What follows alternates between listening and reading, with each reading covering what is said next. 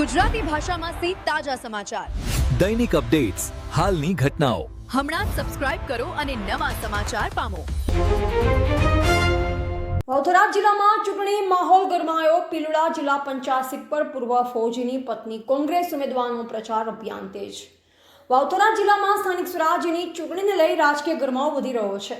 ખાસ કરી પિલોડા જિલ્લા પંચાયત બેઠક પર સ્પર્ધા વધુ રસપ્રદ બની છે, જ્યાં કોંગ્રેસ પક્ષ તરફથી પૂર્વ ફૌજીના પત્ની ઉમેદવાર દ્વારા જોરદાર પ્રચાર અભિયાન હાથ ધરવામાં આવ્યો છે.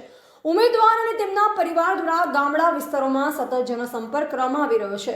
પૂર્વ ફૌજીએ પોતાના સંબોધનમાં જણાવ્યું કે તેઓ દેશની સરહદ પર રહી ભારત માતાની સેવા કરી ચૂક્યા છે અને ફૌજમાંથી તેમને દેશ પહેલા બાકી બધું પછીનો સિદ્ધાંત મળ્યો છે. આ જ સેવા ભાવના સાથે હવે તેઓ રાજકારણમાં આવ્યા છે.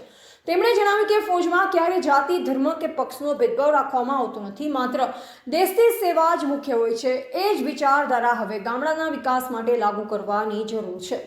ઉમેદવાર દ્વારા પોતાના મુખ્ય વચનોમાં ગ્રામ્ય વિસ્તારમાં રોડ રસ્તાની સુધારણા, પીવાના શુદ્ધ પાણીની સુવિધા, યુવાનો માટે રોજગાર અને તાલીમની તકો, ખેડૂતોને યોગ્ય સહાય તેમજ શિક્ષણ અને આરોગ્ય ક્ષેત્રમાં સુધારાનો સમાવેશ કરવામાં આવ્યો છે.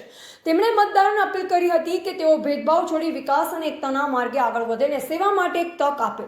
તેમણે કહ્યું કે એક મત માત્ર નિર્ણય નથી, પરંતુ ગામના ભવિષ્યની દિશા નક્કી કરે છે.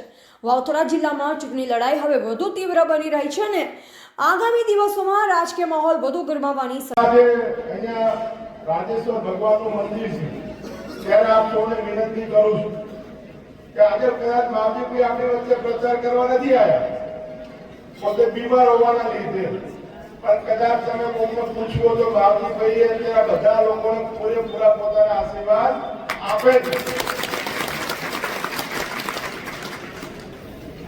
અત્યારે બધી કોંગ્રેસ અત્યારે ભેગી છે.